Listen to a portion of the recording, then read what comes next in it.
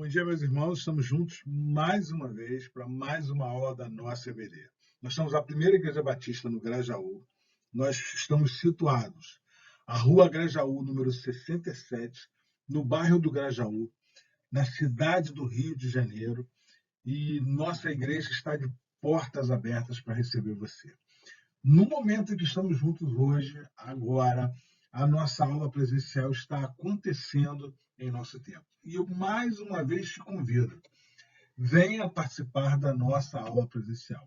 É uma aula com uma dinâmica diferente, com um envolvimento diferente, com participação entre os alunos. Então, se nada te impede de estar conosco na Rua Grajaú 67, venha participar conosco. Agora, se você tem algum impedimento, alguma situação, alguma questão que te impede de ir à nossa sede, não tem problema. Nós ficamos por aqui e nós vamos desenvolver a nossa lição por aqui. Fica também a sugestão. Se você gostar da nossa aula, manda essa aula para algum conhecido, para algum amigo que esteja precisando estudar a Bíblia. Caso você tenha alguma questão, alguma pergunta e não está conseguindo acesso, deixa nos comentários. Nós vamos tentar, de alguma maneira, fazer essa resposta chegar para você, tá bom? Então, eu te convido. E hoje o nosso assunto, o nosso tema é a unidade da Bíblia. Nós trabalhamos na semana passada, terminamos de trabalhar o método, o processo de interpretação bíblica. Estivemos focados na hermenêutica, ou seja, na interpretação do texto como um todo, e trabalhamos desta forma a interpretação bíblica. Hoje nós entramos na unidade da Bíblia. Eu te pergunto, será que realmente existe uma unidade na Bíblia? Será que o Antigo Testamento ele está em concordância com o Novo e o Novo em concordância com o Antigo? Será que nós temos livros soltos e separados da Bíblia que não se combinam? É possível ter, no nosso caso evangélico, 66 livros que tenham algum tipo de unidade? Pois é, temos sim uma Bíblia que tem uma unidade. Quem é que providenciou essa unidade? O nosso Deus. Só por uma ação de Deus, um milagre de Deus, é que nós conseguiríamos ter um livro com 66 livros diferentes, mantendo uma unidade entre eles. Bom, nós queremos que hoje você reconheça mais uma vez a autenticidade da Bíblia, que você faça da palavra de Deus o seu manual de vida e que você encontre argumentos que justifiquem a fé que você professa na palavra de Deus. Bom, como falamos, a Bíblia tem uma só doutrina, um só padrão moral, um só plano de salvação. A nossa Bíblia, toda ela tem um único objetivo: apresentar Jesus Cristo como Salvador da humanidade. Ela começa no Antigo Testamento mostrando os indícios e as promessas de um Salvador, e no Novo Testamento ela apresenta esse Salvador aqui, o seu ministério, a sua atuação e tudo que ele nos ensinou. Então, uma coisa que é o Antigo Testamento, a promessa do Messias, se completa na chegada do Novo Testamento, com a chegada do Messias, que é Jesus Cristo. Além disso, nós temos uma única doutrina, um único padrão moral. A Bíblia toda tem um único padrão moral de comportamento, um único padrão moral de vida, um único padrão moral de relacionamento com o próximo e com Deus. Não tem dúvida, não tem nada que modifique-se nesses pontos. E um só plano de salvação. Agora, já falamos isso em algumas aulas.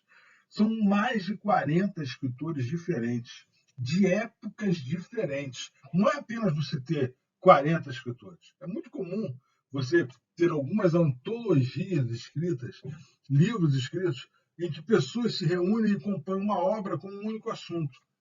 Mas, geralmente, eles se conhecem, um já leu a literatura do outro, e se faz uma obra dessa forma.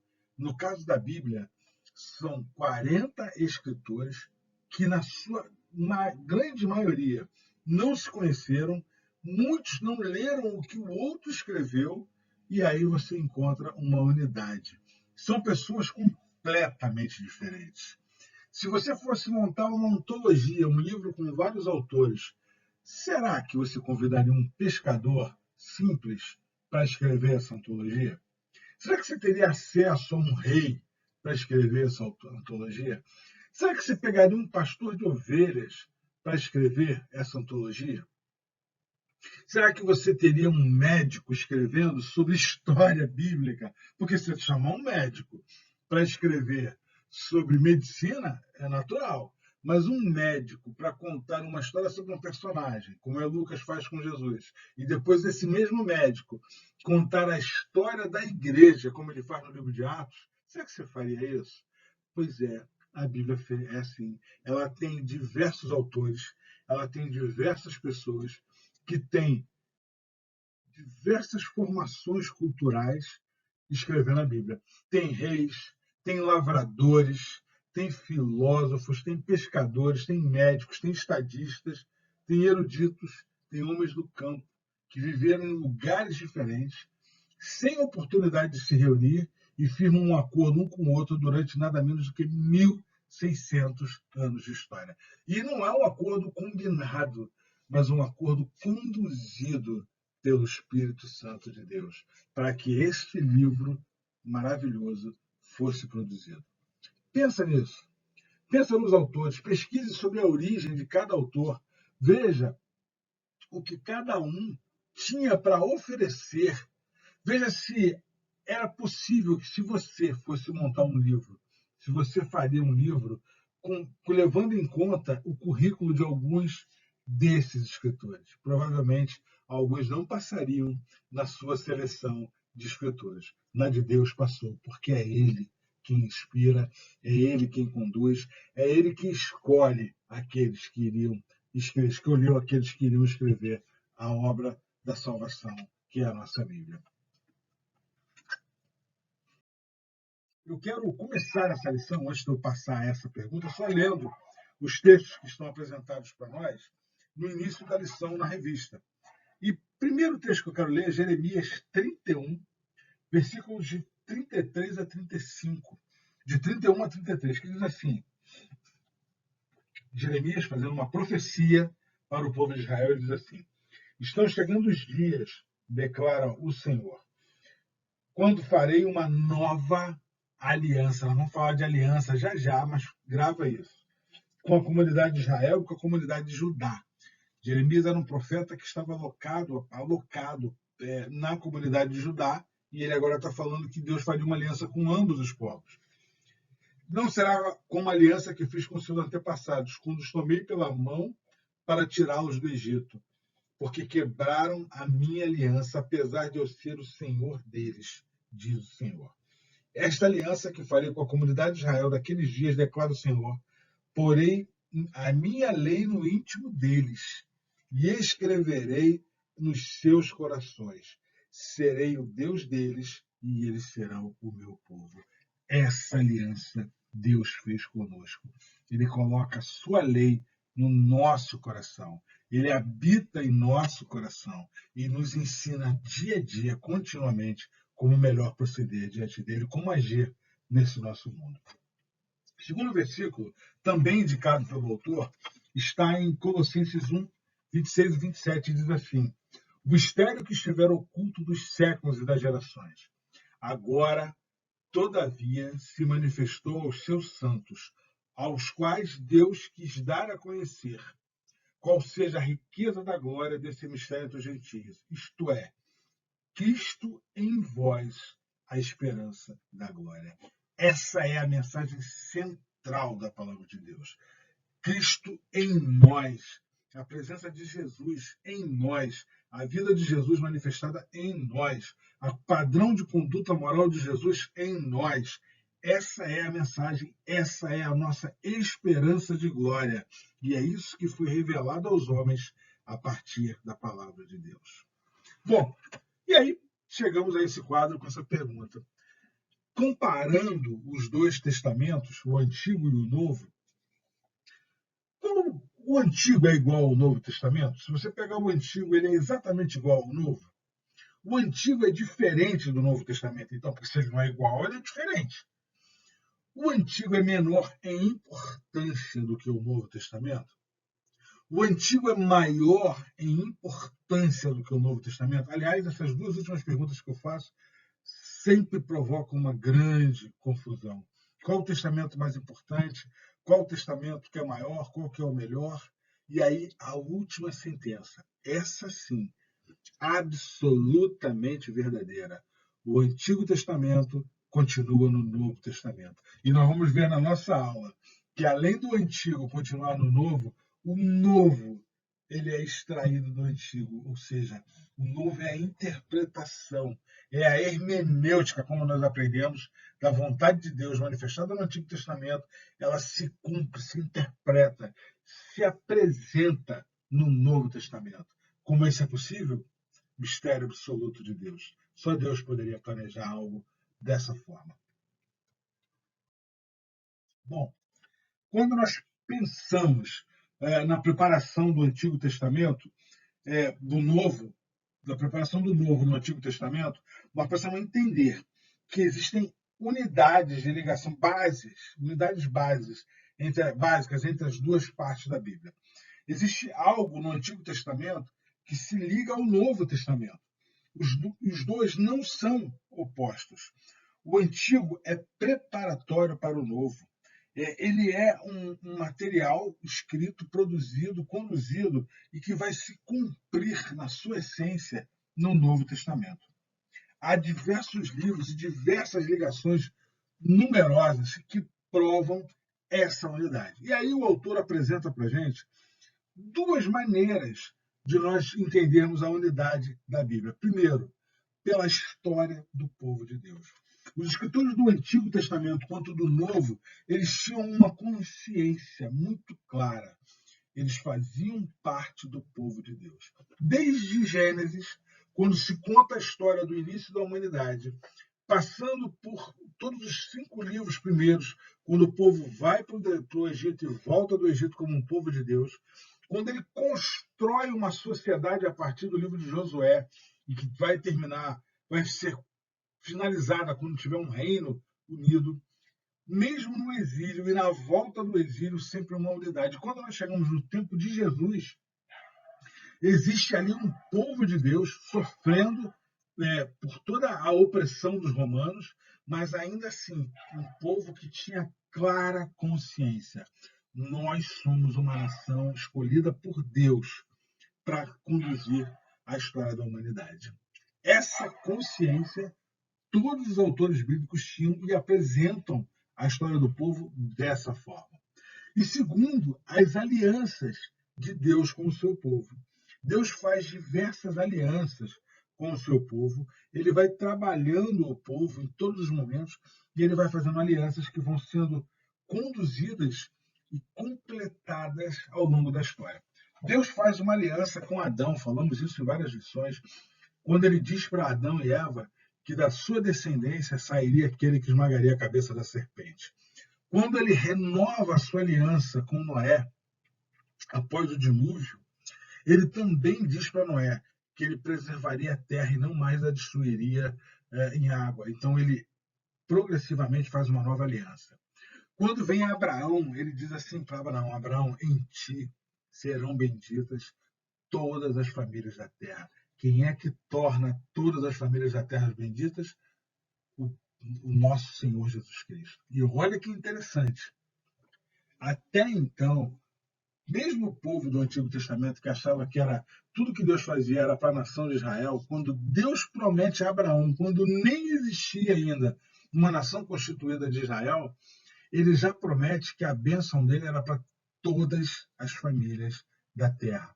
Então não era uma bênção para um povo exclusivo, mas sim uma bênção que seria renovada e oferecida a todas as nações da terra. E aí ele segue, ele faz alianças com Moisés. Quando ele retira o povo do Egito, ele faz novas alianças com Moisés. Quando ele segue com Davi, prometendo que o seu trono nunca, jamais seria destruído, ele seria um trono eterno que se cumpre na pessoa de Jesus, que tem o trono eterno de Deus. Então, isso tudo são alianças que progressivamente Deus foi fazendo com o seu povo e que vão sendo cumpridas no Novo Testamento. Você vai vendo o resultado dessas alianças.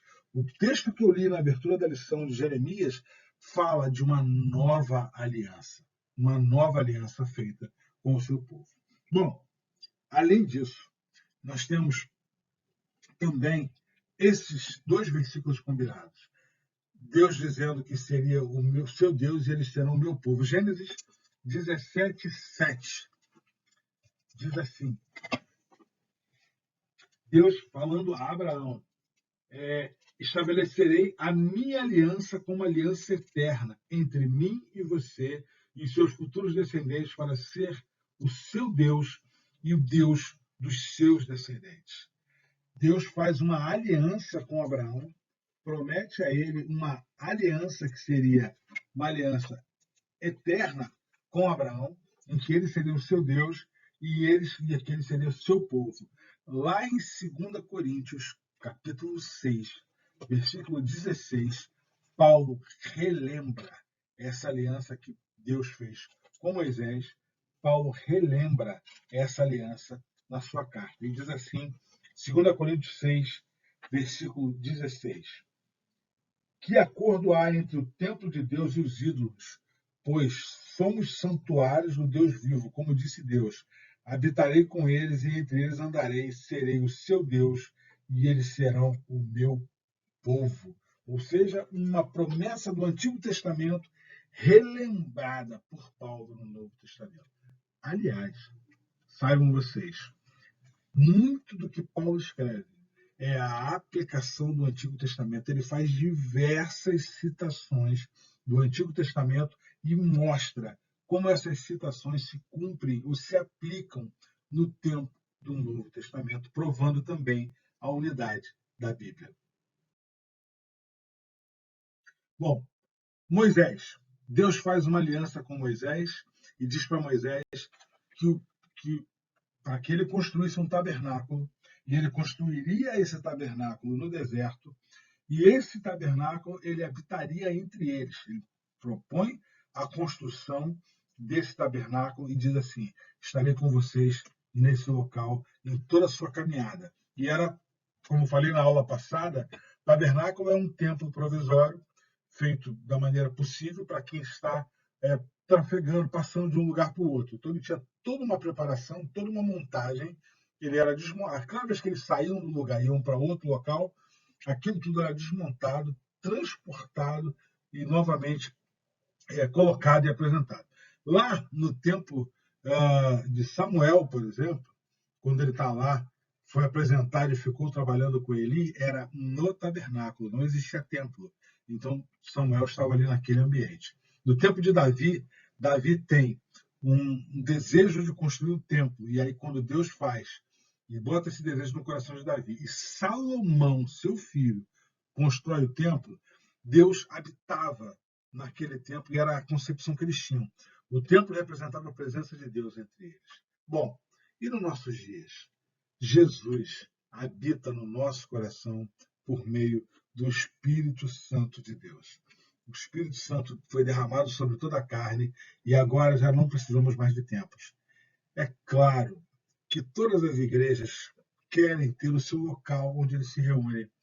Até para fazer uma separação, uma explicação.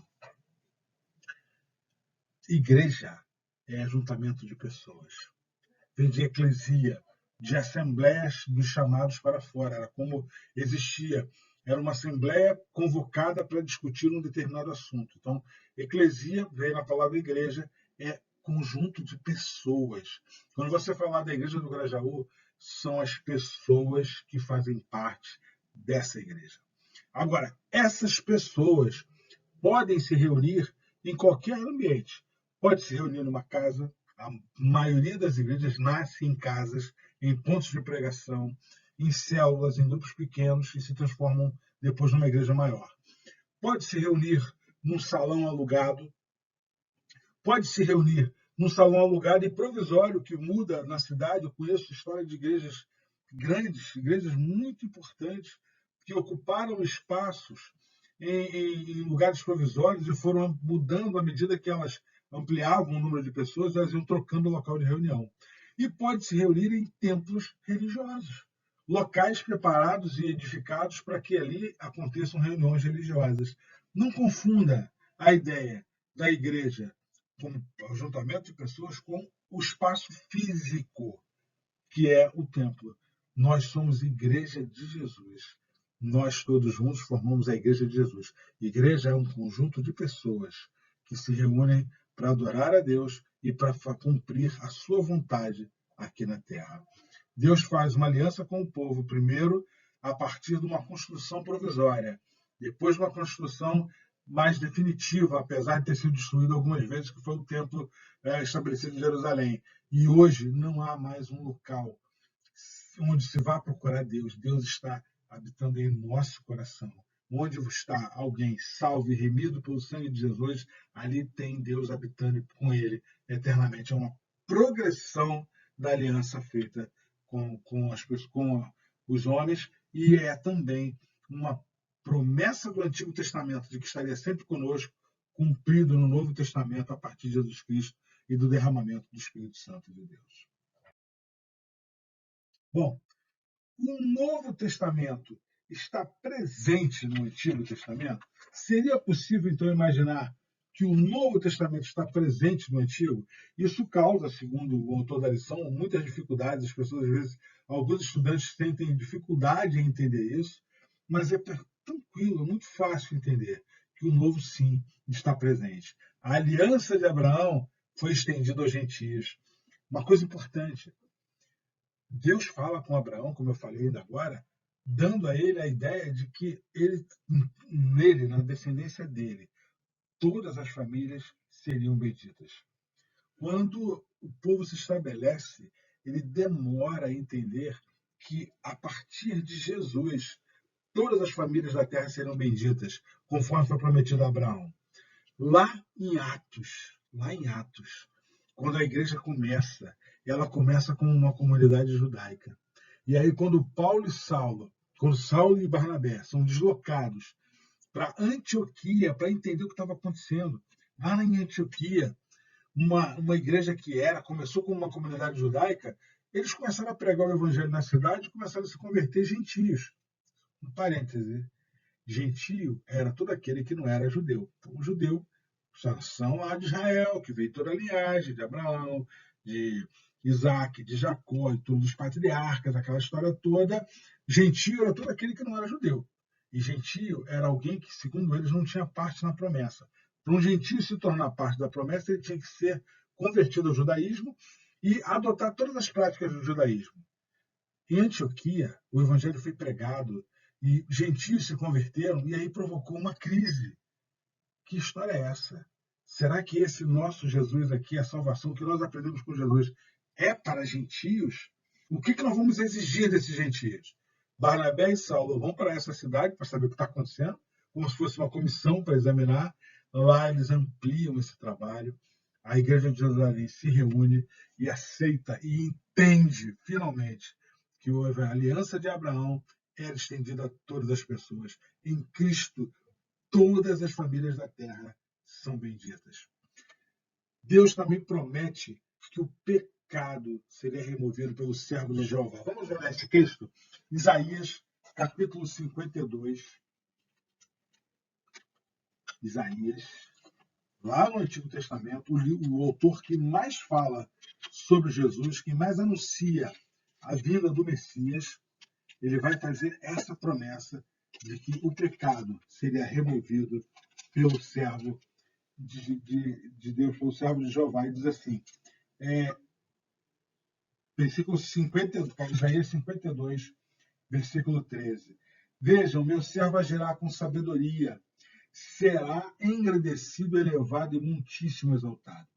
Assim como houve muitos que ficaram pasmados diante dele, sua aparência estava tão desfigurada que ele se tornou irreconhecível como homem. Aqui fala um pouco do martírio que Jesus sofreu.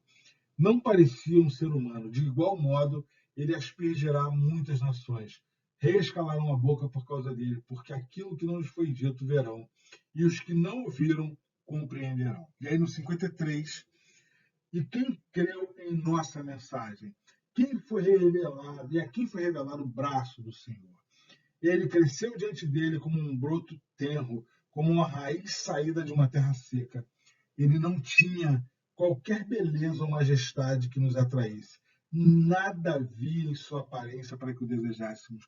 Jesus não veio revestido de glória, de beleza, de poder, de imponência, para que ninguém quisesse viver junto com Jesus. Jesus veio de uma maneira simples e humilde. Além de ter sofrido todo o martírio, Jesus se torna maldito, pendurado numa cruz. Ninguém queria ser amigo de alguém que está sendo crucificado. Foi desprezado e rejeitado pelos homens, homens de dores e experimentado no sofrimento. Como alguém de quem os homens escondem o rosto, foi desprezado. Lembra, ele ficou sozinho numa cruz. Nem seus amigos mais próximos ficaram com ele. Certamente, ele tomou sobre si as nossas enfermidades e sobre si levou as nossas doenças. Contudo, nós o consideramos castigado por Deus. Aqueles que estavam naquele ambiente achavam que aquele homem estava sofrendo um castigo, quando na verdade ele estava levando os nossos pecados por Deus e atingido e afligido. Mas ele foi transpassado por causa das nossas transgressões. Foi esmagado por causa das nossas iniquidades. O castigo que nos trouxe a paz estava sobre ele, e pelas suas feridas fomos sarados. Isaías, 700 anos, vê o que Jesus faria por nós na cruz do Calvário. É o antigo se cumprindo no novo, é o antigo sendo explicado no novo, e depois essa mensagem é anunciada a todas as pessoas. A morte foi vencida e a ressurreição irrompendo finalmente. Promessas que estão nesses dois textos de que haveria a ressurreição, de que a ressurreição seria a prova cabal de que Jesus venceu. Quando nós pensamos na morte de Jesus, nós esquecemos que é também pela sua ressurreição. Paulo, no capítulo 15 da carta aos Coríntios, ele explica claramente que nós cremos na morte de Jesus pelos nossos pecados, mas ainda mais na sua vitória sobre a morte pela ressurreição. Então, aquele servo que deveria morrer e ressuscitar se cumpre no Novo Testamento e é explicado nos demais livros. E o Espírito Santo como uma promessa de uma nova plenitude. Eu quero ler o texto de Joel, o livro de Joel, no Antigo Testamento, que fala da promessa do Espírito Santo. Então, no Antigo Testamento, o profeta Joel, no capítulo 2, versículo 28 a 32, diz assim: e depois disso, o texto que está aqui na minha Bíblia tem um título assim: O Dia do Senhor. Ou seja, o dia que o Senhor agirá, ou o dia principal do Senhor, o dia da manifestação do Senhor. E diz assim: e depois disso, derramarei. Disso o quê? Ele mostra uma série de situações que os homens viveriam, dificuldades que eles viveriam, problemas que eles viveriam, até passar por toda essa situação, viria algo novo. E aí ele vai dizer: e depois disso derramarei do meu espírito sobre todos os povos. E os seus filhos e filhas profetizarão, os velhos terão sonhos, os jovens terão visão. Até sobre os servos e servas derramarei o meu espírito naqueles dias. Meus irmãos, isso é muito importante. Ele está dizendo assim: judeus, vocês estão achando que é só para vocês? Até servos e servas, até pessoas que têm para você uma imagem, uma função pequena, eu derramarei o meu espírito sobre eles. Mostrarei as maravilhas no céu e na terra, sangue, fogo, nuvem e fumaça. E aí ele segue dizendo o que ele faria pelo povo, seguindo. E o sol se tornará em trevas, a lua em sangue, antes que venha um grande e temível dia do Senhor. Aí ele fala um pouco da profecia apocalíptica e diz: todo aquele que invocar o nome do Senhor será salvo, pois como prometeu o Senhor, no monte de Sião e em Jerusalém haverá livramento para os sobreviventes, para aqueles a quem o Senhor chamar. Aí nós vamos lá para Atos, capítulo 2. Atos, capítulo 2, lá no versículo 17 a 21. Atos, capítulo 2, dos versículos 17 a 21. Jesus cumpriu seu ministério aqui na terra. Jesus foi elevado aos céus e deu uma ordem aos discípulos: me aguardem, vão para Jerusalém, permaneçam em oração e aguardem, porque eu derramarei meu espírito, eu farei, haverá um renovo. Fiquem ali, aguardem novas instruções. E aí assim eles fizeram, ficaram reunidos, até que no dia do Pentecostes, que era uma festa que eles faziam 50 dias depois da Páscoa, nesse dia, versículo 17, Pedro levanta para fazer uma pregação e ele diz assim: depois de tudo que eles viram acontecer, eles estão conversando, falando, e Pedro começa a fazer um anúncio, e era comum que várias pessoas de várias nações estivessem naquele ambiente de Jerusalém, estavam naquela reunião, e pessoas de diversas nações, apesar da mesma crença, da mesma religião, mas que falavam idiomas diferentes e que dificilmente compreenderiam uns aos outros.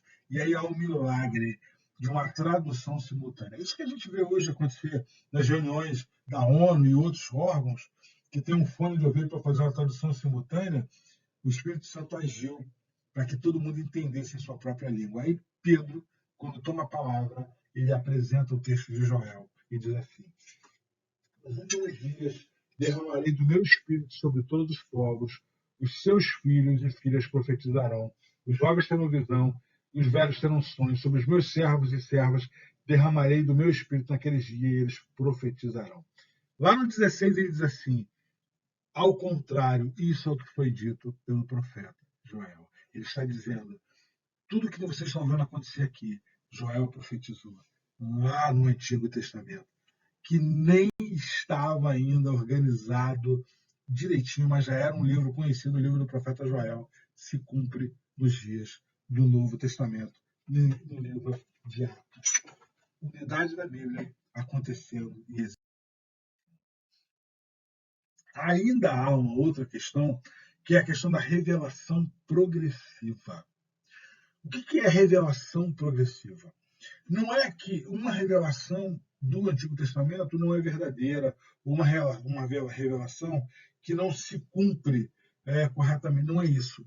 É que ela vai sendo esclarecida. E ela é esclarecida à medida da maturidade também do povo. À medida que o povo ia se desenvolvendo e crescendo, Deus ia dando a eles novas informações. Quando ele se apresenta a Adão e Eva e diz que da sua descendência viria alguém que esmagaria a serpente, não estava totalmente claro para Adão o que era. Quando Deus diz a Abraão que da sua descendência todas as famílias serão abençoadas, ele também não estava entendendo direito até onde isso iria. E aí, a cada momento, Deus vai ampliando a sua revelação para que nós pudéssemos entender o que ele de fato queria fazer, qual era a sua vontade. Por fim, para encerrar, o antigo e o novo, há necessidade de um para com o outro. Diante de tudo isso que nós falamos, tem uma dúvida que às vezes as pessoas criam essa dúvida e ficam com dificuldade. O Antigo Testamento, basicamente, tem, na sua essência, ele tem a lei. Ele tem também as promessas, ele tem as profecias, ele tem os livros de louvor e adoração, de reflexão, que são os livros poéticos. Ele tem todas as profecias que foram feitas a partir sobre Jesus e sobre o cumprimento da sua vontade aqui na Terra. Mas ele tem uma grande parte muito importante, que é a composição da lei. Basicamente, os 5 primeiros livros da Bíblia compõem a lei que Deus estabeleceu aos povos. Na verdade, do Êxodo ao livro de Números, esses 3 livros concentram toda a lei, e Deuteronômio é uma repetição dessas leis. Deus deu a lei ao povo a partir de Moisés, e eles passam 40 anos no deserto. Quando eles estão em frente à Terra Prometida, Deus relembra todas essas leis ao livro de Deuteronômio. E aí fica aquela dúvida: devemos seguir a lei ou somos o povo da graça? Porque no Novo Testamento nós vivemos pela graça. E agora? Abandonamos a lei? Bom, primeiro você precisa compreender o seguinte: a lei é uma lei que, estabelecida por Moisés, era uma lei civil em muitos dos seus aspectos. Dentro da lei tinha regulamentos sobre o comportamento da sociedade daquele tempo. Aspectos sobre cumprimentos penais, sobre situações de litígio, sobre questões de família, como deveria ser a lei. Então, Moisés apresenta para o povo uma constituição. Essa que é a verdade. Ele organiza como deveria ser o comportamento daquele povo enquanto sociedade. Isso é a parte da lei, que é a lei civil. Além disso, ele também apresenta uma lei religiosa e cerimonial. Quando você olha os livros de Números, de Levítico, de Êxodo, você percebe eles dando todas as orientações de como deveriam ser as cerimônias do povo, enquanto era um povo que estava caminhando e vivendo ali, antes de ver o cumprimento de tudo que Deus estabeleceu em Jesus Cristo. E, por fim, uma lei moral. Uma lei baseada em como nós devemos viver para agradar a Deus. Tudo isso estava dentro da composição da lei de Israel. Diante disso, estamos debaixo da graça, estamos obrigados a cumprir a lei? Qual é a sua opinião? Nós temos que cumprir tudo aquilo que está lá estabelecido como lei, todos aqueles artigos, todos aqueles pontos, ou não precisamos mais? Se precisamos cumprir todos aqueles artigos, nós temos cumprido a lei sobre sucessão, por exemplo, que está lá. Deus estabeleceu uma série de informações sobre sucessão. Por exemplo, uma delas diz que se um homem casar com uma mulher e ele morrer sem deixar descendência, o seu irmão mais novo deve assumir aquela esposa. E quando ele tiver um filho, o filho não será dele, será do irmão mais velho. Nós fazemos isso hoje? Se você conhece alguém que faz isso hoje, é dessa forma? Outra coisa, na lei religiosa e cerimonial tem uma série de orientações sobre como nós devemos realizar os sacrifícios. Pegar o animal, cortar, colocar. É assim que nós fazemos hoje? Agora, e a lei moral? Aquela que mostra que nós devemos amar a Deus e ao próximo como a nós mesmos. E todos os artigos relacionados com o amor de Deus e com o amor nosso ao próximo e o nosso comportamento moral. Qual que nós devemos cumprir? Nós não estamos debaixo da lei civil estabelecida e apresentada para os judeus. Nós temos a nossa Constituição Federal do Brasil, o conjunto de leis que nós devemos seguir. Nós temos o nosso Código Penal, nós temos o nosso Código Civil, nós temos um conjunto de leis trabalhistas, nós temos uma série de leis que regem a sociedade do Brasil. É essa lei civil que nós seguimos. Por mais que façamos essa lei civil da melhor maneira possível e sempre cumprindo à luz do que Deus nos ensina, nós somos regulados pela Constituição brasileira e pelas leis brasileiras, assim como qualquer outra pessoa em qualquer outro país será regulado pelas leis do seu país. Na lei cerimonial, nós não mais seguimos os aspectos cerimoniais, porque Cristo nos apresentou uma nova maneira de servir a Deus. Agora, o sacrifício que era feito todo dia ou todo ano para perdão de pecados, Cristo cumpriu em nosso lugar. Ele foi o nosso sacrifício. Nós oferecemos a Ele hoje um outro tipo de sacrifício, um sacrifício de louvor e adoração, uma maneira diferente de se apresentar diante de Deus e levar a nossa adoração para Ele. E mais ainda, nós vivemos a adoração a Deus em tudo o que nós fazemos. Não é mais apenas uma cerimônia. Nós fazemos as nossas cerimônias religiosas. Nós temos os nossos cultos, as nossas reuniões. Mas a adorar a Deus, nós fazemos isso em todo o tempo e em tudo que fazemos. Mas, sim, nós somos convidados a cumprir a lei moral de Deus. Qual é o centro da lei moral de Deus? Amar a Deus acima de todas as coisas e ao próximo como a ti mesmo. Isso é o cumprimento de tudo que precisa ser feito. Essa é a lei moral. Tudo aquilo que deve ser feito de forma correta, de forma digna, de forma honesta, para que o nome de Deus seja engrandecido a partir da nossa vida. Essa lei não foi abolida e jamais será abolida. Meus irmãos, eu concluo essa aula dizendo para vocês que a unidade bíblica é algo que não tem como ser abolido. Nós somos chamados a entender que a unidade da Bíblia é a obra de Deus. Como explicar essa maravilhosa harmonia? Não tem explicação humana.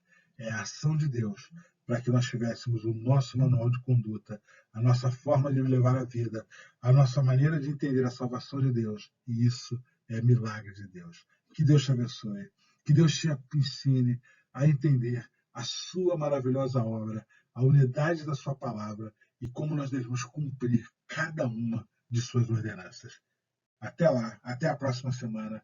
Um grande abraço a todos.